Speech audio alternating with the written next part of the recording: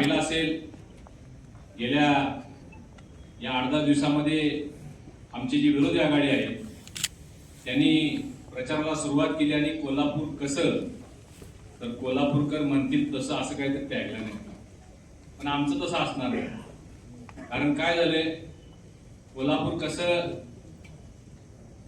पाण्याची बोंब झाली तसं, कोल्हापूर कसं शहरातील रस्त्यांची वाट लागली तसं, रखडलेला IT पार्क आहे तसं असं नको आहे कोल्हापूरकर. मी सांगितल्याप्रमाणे एक विजन आणि रोडमॅप घेऊन कोल्हापूर शहराचा विकास, चौफेर विकास, सर्व सोयी नियुक्त विकास या दृष्टिकोनातून आम्ही काम करणार आहोत. खरं पाहता ही निवडणूक आमच्यासाठी अतिशय सोपी आहे.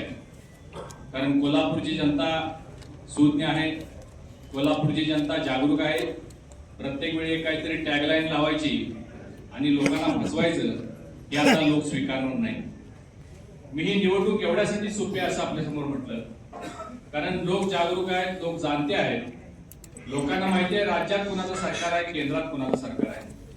आणि त्यामुळं जर आज काँग्रेसचे लोक, काँग्रेसचे नगरसेवक, काँग्रेसचे त्यांचे नेते जर आम्ही विकास करू म्हणून लोकांच्या समोर गेले तर ते ज्या पद्धतीने राहुल गांधी बोलतात त्याप्रमाणे काहीतरी त्यांचं स्टेटमेंट होईल.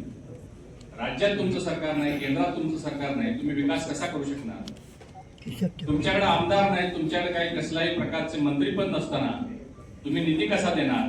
एवढं समजण्याचे लोक कोल्हापूरचे जागरूक आहेत. म्हणून यावेळी त्यांची कुठल्याही पद्धतीची अशा पद्धतीची फसवणूक लोक स्वीकारणार नाही.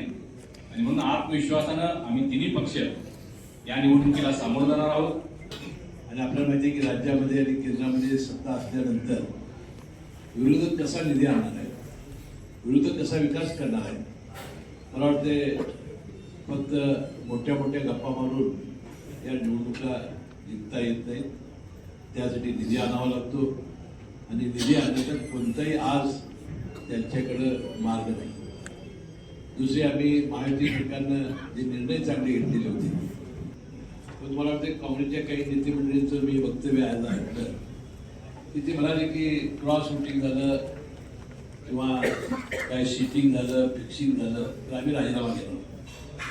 एकदा असं करून आलेल्या लोकांना राजीनामा घेण्याची कायद्यात कुठं तरतूद नाही. मला वाटतं माझ्या मित्रांना ते माहिती नसावं. आम्ही मात्र ठरवलं आहे असं क्रॉसिंग, असं शिफ्टिंग आणि असं फिक्सिंग झालं तर तिन्ही पक्षांकडून त्याला पद्धत द्यायची. कारण शेवटी उमेदवार प्रभागात त्यांची आली पहिली निवडणूक आहे.